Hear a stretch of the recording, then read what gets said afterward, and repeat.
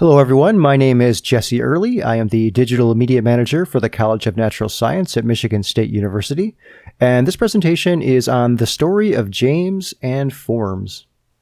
Before we get into James's story, let's talk a little bit about web accessibility. When people think of web accessibility, most tend to only think about blindness. Is my website accessible via a screen reader or not? However, there are a number of other impairments that can fall under web accessibility. So looking at other visual impairments, does someone have low vision? Are they colorblind? What about hearing? Are they deaf? Or can they hear a little bit, but they're just hard of hearing? What about physical? Do they have motor issues? Do they have speech issues?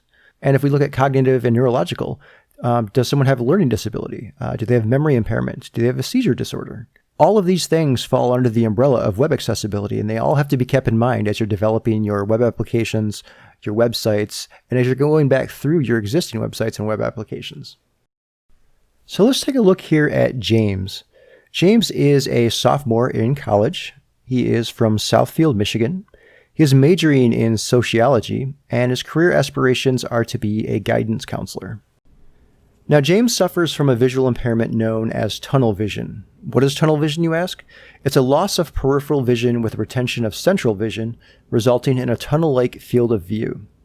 For those that don't have tunnel vision, the best way to sort of replicate this so that you can kind of get a feel for what James sees is to either take a straw or take one hand and make a fist and then open up the fist slightly so that you can see a circle between your fingers.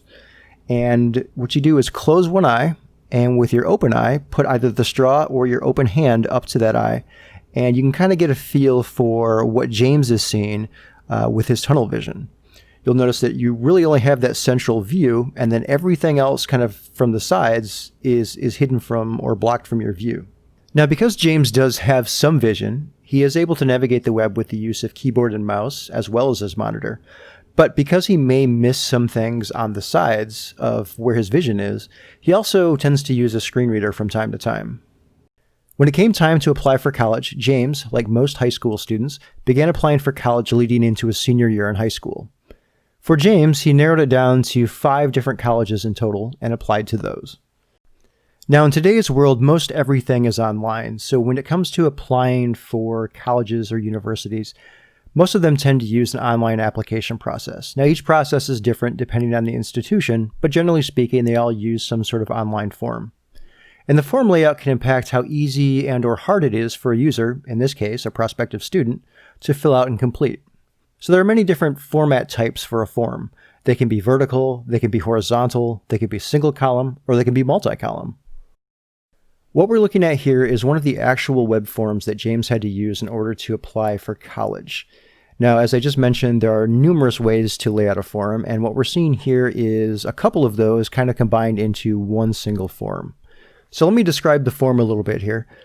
The form opens by asking for your personal identification number, and that field is on its own line. And that's followed by a field asking for your sex, gender, and date of birth, and all of those are on a single line. Below that, we have fields asking for your last name, the suffix, the first name, and middle name, and all of those are on the same line as well. That's then followed by an input box asking for your preferred name, and that's on its own line. That's then followed by 3 additional fields on the same line asking for other names that may be on documents that you submit during your application process. That is then followed by a question asking if your ethnicity is Hispanic or Latino, and that is a radio button yes or no. That is then followed by, is your ethnicity Chicano or Mexican American? And that's got a yes or no radio box. And that is then followed by a series of checkboxes asking what your race is. Now, as I mentioned at the beginning, this particular form here happens to use a couple of different ways to lay out the form. It's both a vertical as well as a horizontal form. Now, the form we just looked at, which James filled out in order to apply for college, is made up of both a vertical as well as a horizontal layout, which in turn also creates multi-column, regardless of whether that was the intention or not. So how does one navigate a multi-column form?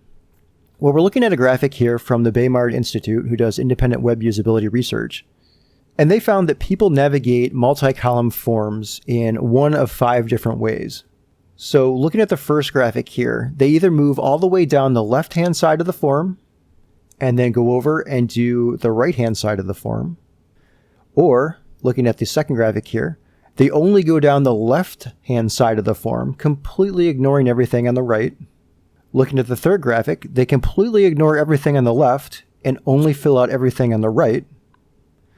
Looking at graphic number 4 here, they go all the way down the left-hand side and then move over and fill out everything on the right-hand side that kind of starts where the left-hand column ends. Or, looking at graphic number 5 here, they bounce from left and right, and then go down the form vertically. In numerous cases here, depending on how someone is navigating the form, they may be missing a number of the input fields on that particular form. In fact, in the graphic we're looking at here, 3 of the 5 ways that a person could navigate the form clearly shows that they are missing fields on the form. So how does all of this really play into James's story of filling out the web form for applying for college? Well, when you look at the 3 of the 5 different ways here that someone could potentially navigate a form, and all of the form fields they're missing, and you combine that with a visual impairment such as tunnel vision, then you may realize the fact that not only could someone potentially not be filling out form fields on the form itself, they may not even recognize or realize that the form fields exist because they're not going straight down the page. They may be bouncing back and forth, up and down, across the form itself. So is there an easier way to lay out and present the form that James had to fill out in order to apply for college? And the answer is yes, there is.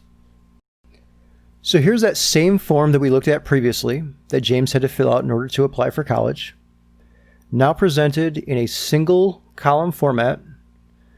So all James has to do is look over on the left-hand side of the form, scroll down vertically, and just go from input box to input box and fill in the required information. No longer does James have to worry about, oh, did I miss a form field? Did I not even know that form field existed, that it was over here on the right-hand side? Everything he needs to see is now right here and in his central vision. So when you are working on and building forms, remember good form design. Good form design makes it easier for everyone to navigate and complete a form, not just those with visual impairments. Good form design may be the difference in attracting and retaining a customer, in our case, a prospective student, versus losing them to a competitor. And good form design should be applied to any type of form, regardless of whether it's an application form, a contact us form, a registration form, etc. Here are some closing thoughts. A question I'd like to throw back to you is the James in this story a real person? And while you're thinking about the answer to that question, think about this one. Doesn't matter. Regardless of whether or not the James in this story is a real person or not, there are people out there just like James. And these people are using your web forms. So make sure that your web forms are as easy to use as possible and that they are set up in such a way that a person can easily navigate them and provide you with the information that is required.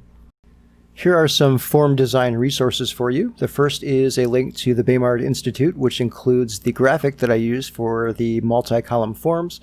You can read a bit more about that on their blog article there. I also have a link to the user testing blog, which has 42 form usability resources for you. And I also have a link to UX Planet, which has 10 rules for efficient form design. Thank you for checking out my presentation on James and Forms. Again, my name is Jesse Early. I am the Digital Media Manager for the College of Natural Science at Michigan State University. You can contact me at jesse.early@gmail.com, or you can visit my website at jesseearly.com.